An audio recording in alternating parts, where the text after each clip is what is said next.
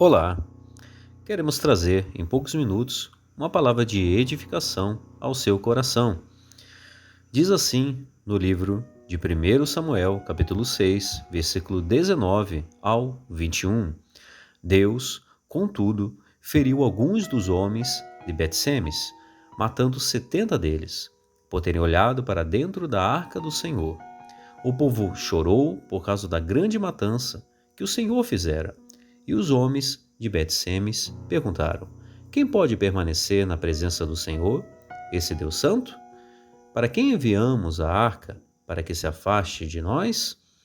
Então enviaram mensageiros ao povo de Quiriate-Jearim, dizendo: Os filisteus devolveram a arca do Senhor.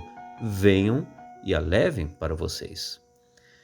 Irmãos, a ênfase da mensagem que queremos dar se dará na recusa do povo de Bet-Semes em ter a arca no meio deles, que de forma até semelhante, muitas vezes não compreendemos o agir do Senhor, querendo, portanto, deixá-lo por qualquer situação que nos fuja do controle.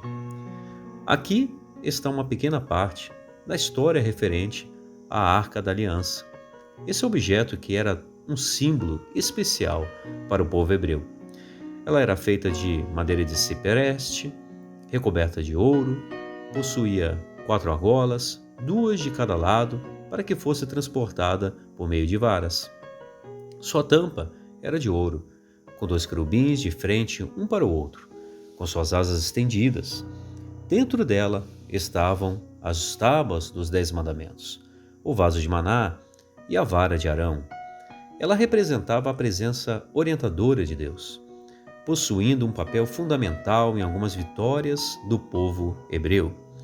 Lembrando que a arca do Senhor não detinha em si o poder de Deus. Apenas enquanto o povo permanecesse fiel, ela seria um instrumento da manifestação da presença de Deus. A história dos versículos lidos se dá no episódio em que a arca é levada pelos filisteus. Mas depois de alguns incidentes em seu território, a devolvem.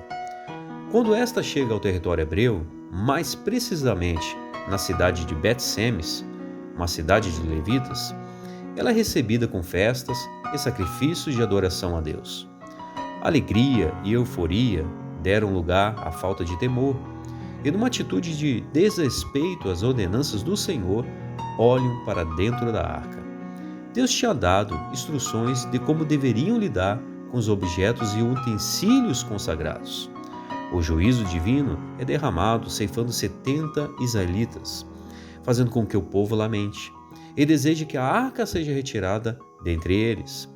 Tanto que os moradores de Quiriate-Jearim, localizada a 14 quilômetros de distância, tiveram que ir buscá-la. O povo de Bet-Semes se recusa a deixar a arca em seu território, por Deus usar de sua justiça, revelando assim sua vontade e juízo. Quem sabe, irmãos, por vezes agimos como o povo desta cidade, quando nos deparamos com o não de Deus em certas situações, não compreendendo que a vontade do Senhor é o melhor para nossas vidas. Vemos um paralelo na parábola do semeador, dita por Jesus, em que a semente que cai em solo pedregoso nasce, mas vindo o sol, se queima por não haver terra o bastante. Assim, muitos recebem com alegria o Evangelho, mas vindo a tribulação e perseguição, por causa da palavra, logo a abandonam. Quando as coisas não dão certo, não acontecem como esperávamos, então, muitas vezes como crianças, nós dizemos: não quero mais brincar, ou não gosto mais de você. Pensamos: eu poderia estar melhor sem Deus. Por que me sujeito a isso? Não vou mais à igreja. Irmãos, não é porque coisas ruins estão nos ocorrendo que não iremos mais querer Deus em nossas vidas, de não querer mais a sua presença em nossas vidas. Eu não posso esperar que, fazendo o que é errado, eu seja aceito. Então nos afastamos, assim como os de Bet-Semes fizeram. Sabemos que muitas vezes ou deixar de ir à igreja, frequentar a comunidade de fé, envolve situações de ordem muito mais complexa, que fogem ao nosso controle. Por vezes, nos decepcionamos com pessoas que deveriam dar o exemplo, mas nesse quesito, creia que Jesus pode te dar a cura para a dor em teu coração. Como teria sido diferente se o povo em Bet-Semes confessasse seu erro e, arrependidos, pedisse perdão? Consequentemente, Deus, em resposta, lhes perdoaria o pecado.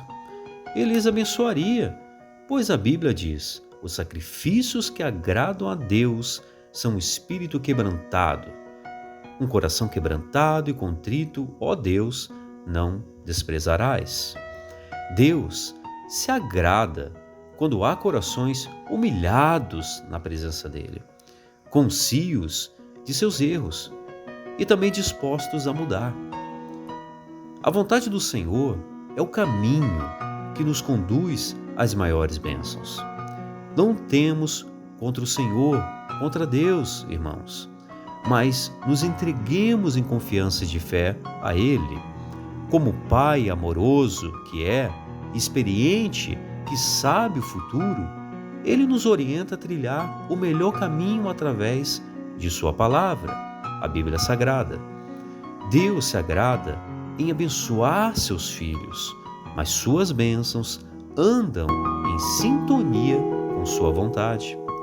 Sua vontade produzirá cura e orientação para a nossa vida. A vontade de Deus produzirá paz e alegria. Queira o Senhor por perto. Não façamos, irmãos, como os de Bet-Semes, que recusaram a arca. Desejemos a presença dele, porque ela transformará as circunstâncias nossas vidas. Obrigado por ouvir. Que Deus abençoe você.